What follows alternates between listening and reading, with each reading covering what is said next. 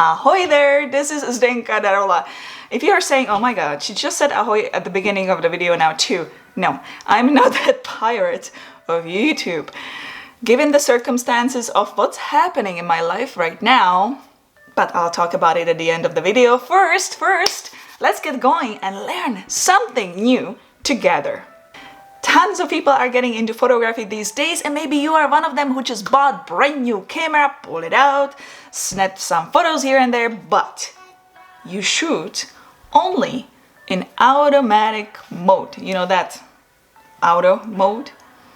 Maybe you already tried to go manual, but if you find it way too difficult, maybe you just don't feel comfortable with it, it's not there yet. I know how it feels, trust me, I know, I've been there. So you might want to stick around for today's video because we will be talking about Aperture Mode, which is a bit more than automatic, but a lot less than fully manual.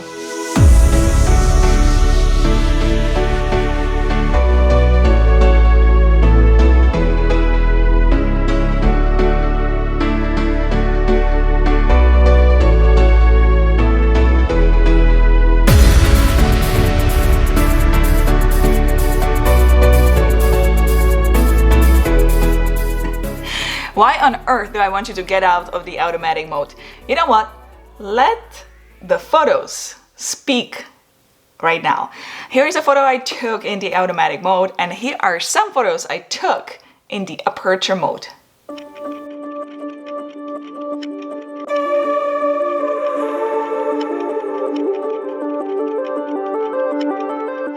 The automatic mode will give you kind of that general looking, snap-like looking tourist style photos, as I call it, because the camera has no clue what feel you want to get out of the photos. The camera doesn't know that maybe you want that face beautifully sharp and blurry background, or if you're taking a group photo of people, that you want the people to be nicely sharp and the background blurry.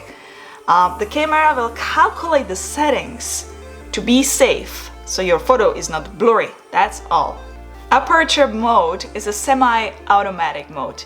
In simple words, you will choose your aperture and ISO if you wish, and the camera will choose the right shutter speed for you. What is an aperture? I'm gonna grab a lens. Gotta clean it up a little bit. Well, do you see that hole in that lens? That hole lets light into the camera. If I'm changing the size of the lens, I'm making that hole smaller and bigger. I'm changing the aperture, and it's measured in f-stops. You know what? Let's just grab the 15 to 45 millimeters lens, which is right now attached to Canon EOS M50, and let's look at the aperture. f3.5 to 6.3. This is f3.5. This is the widest I can get in. This is the most light I can get in. f6.3 is the narrowest I can get. This is the least light I can get in. Here is something you have to remember. The smaller the f number, the more light in you get to the camera. The bigger the f number, the less light you will get in. It's exactly the opposite, and that's why it gets confusing for new photographers. Also keep in mind that if you're shooting indoors, you want to have that f number as smallest as possible. That's why I always say, before buying another lens, just save up and buy a very good lens which has very small f-stop, because that way when you're shooting in low light conditions indoors, you will get a lot more light in onto your image sensor, into your camera. Another very important thing about aperture is that it controls depth of field. That means the smaller the f number, the f-stop, the more of a blur in the background you will get. The higher the f-stop, the more sharpness, the more of the scene will be in focus. The more of the scene will be in focus. Yeah. Anyways, here are some sample photos with different f-stops to make you understand what it is when I'm talking about the depth of field. Just take a look at it. Did you see the difference? For example, if I'm taking a portrait photo of a face, depending on the lens I'm using, I go as low as I can, so f2.8 or 3.5, I just really put it down. If I'm taking photos, as I used to do real estate, I used to do virtual tours, so if I'm taking photos of interior and exterior, I keep it at 5.6 to make sure I have a little bit more sharpness of the scene. And then let's say you go take photos of a landscape, you crank it way up, like a 15, 16, 18, 22, just to make sure everything is in focus. You have very much everything in focus. Sharp. Focus. Enough of theory. Let's grab a camera. In my case, it's Canon EOS M50. And let's switch it from the automatic mode to the AV, which is Aperture Mode. Now it's time to choose your aperture. Do you want very blurry background, or are you shooting in a low light conditions? Then put it to f3.5. If you're outdoors and you want everything in focus and you have a lot of light, then crank it up. Maybe put it to f11, 12, I don't know, even higher. Next, we need to choose an ISO. For those of you who just want to practice the aperture, you can set the ISO to automatic temporarily. And that will be it for you. You would just start taking photos at this point. It is good to also mention that if you are shooting in conditions when the light is changing constantly, it is actually a good idea to keep the ISO on the auto mode. It will make your life way easier. If you are ready to play with the ISO measures the sensitivity of the image sensor. In other words, choosing the ISO number will depend how much light you have in the scene you want to capture. For example, if I'm shooting outdoors and it's fully sunny, you want to choose the smallest ISO possible, which is 100 or 200 if it's not that sunny. If it's overcast, you might want to do something like 400, 500 or 600. If you're shooting indoors, you might start at ISO 800 or even more. Well, the last step would be checking your shutter speed. Your camera will choose the right shutter speed based on what aperture and ISO you selected. You just have to keep an eye so the shutter speed is not too slow. Like this, that will be slow. If you are shooting handheld, you don't want to go anywhere below 1/60th. 100th would be great and up. If it goes below 1/60th, you just have to increase the ISO number higher, or you need to bring down the aperture number low, which would be smaller and getting more light in. When I take photos, I don't look at the numbers anymore. I just kind of listen to the camera, and this is what it should sound like. That's fast. The more you shoot, the easier it's gonna get. I actually have a few extra tips for you when it comes to shooting in aperture mode. If you are shooting in conditions when the light is changing all the time, and your focus is set up on the single point out of focus, you want to change it to multi, the big area. If you would have it set up on the single point out of focus, it will be aimed at all kinds of colors and textures, so within few seconds you will get very different looking exposures. With multi autofocus, the camera will check the light from the whole scene and give you the exposure based on that, which is way better. Auto white balance is also your best friend if you're shooting in conditions when the light is changing non-stop. I would still push you to choose the right white balance if you would have very steady conditions, but if you don't and if it's changing all the time, then it's the easiest to switch it to auto.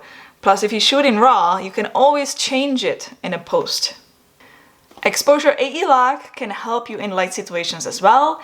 You can lock your exposure with this AE button. And that would be all when it comes to aperture mode and lesson in today's video. I hope you liked it. Please give it a thumbs up. Don't forget to subscribe to all future videos. Hit the bell notification button to know when the next video is up. If you have any questions, comments, simply want to say hello or suggest topic for future video, please do so in the comment section below. Well, before I say, I'll see you in the next one. Ciao, ahoy. What really happened past few days? Well, at first I didn't know if I want to talk about it here, but then I thought it's kind of photography related, and we are a family, kind of big family here on this channel, on this community on the YouTube, and it's kind of a therapy for me to get it out of my system. So what really happened? This Sunday was kind of my apocalypse day, honestly. It was a very big, difficult day. That's why my lip looks a little bit different. I got big corso, but thanks God for the makeup, it covers it up. Lot of stress. I was taking a photo on a farm of a family. First of all, I woke up in the morning, I looked out of the window and I saw this. Snow everywhere. So I thought, oh great, the family is gonna have beautiful spring photos with the white scene and snow. I got to the farm, started taking photos indoors. I had my studio lights, so I was flashing quite a bit. As I was taking photos, looking through the viewfinder with my right eye, every time I took a photo and the flash was going off, it was like somebody is stabbing into my right eye. It was just enormous pain. So I tried to do it with my other eye. It didn't go that well, so I had to kind of switch back to the right one. Finished the shoot, got home, and went right away to walk-in clinic because unfortunately there is something going on for a while with my right eye. About a month ago when I was skating, because I do figure skating, I noticed when I'm skating and I look at the white eyes, I started seeing floaties in my right eye. So that means like this little kind of like looking like strings. First there was a one. Last week I noticed I already started seeing few. So with that also the pain in mind and scratchy and itchy eye, I thought maybe I got some bacteria or something like that. So I went to check it out. Got to the emergency clinic. The doctor looked at me. She said right away, no, there's no bacteria happening in your eye. She told me a whole bunch of bad things I didn't want to hear. Something like something is detaching in my eye and so on and so on. So I crashed all the way on Sunday because it's just like your vision as a photographer, it's the main thing, right? So didn't want to cry. But anyways, let's turn it into the happy mood again and joke a little bit because that's what I'm all about and I love to laugh and I need it now more than ever. So send me some fun jokes, write it in the comment section below, make me laugh. Anyways, before I become the one-eyed pirate of the YouTube, one-eyed Zdenka. Anyways, just one more thing I want to say. Since we work as photographers, please protect your eyes. If you're outside in the sun, always wear sunglasses. We get a lot of irritations, a lot of light in our eyes, and for sure if you're doing it for a long time like me, for 13 years, you're gonna probably damage your eyes, you're gonna probably have some problems. So try to stay away from a computer's phones, light sources as much as you can. Save your eyes. Anyways, that's all for today. Big virtual hug, fist bump, high five, whatever. Thanks so much for watching and I'll see you in the next one. Ciao. Ahoj.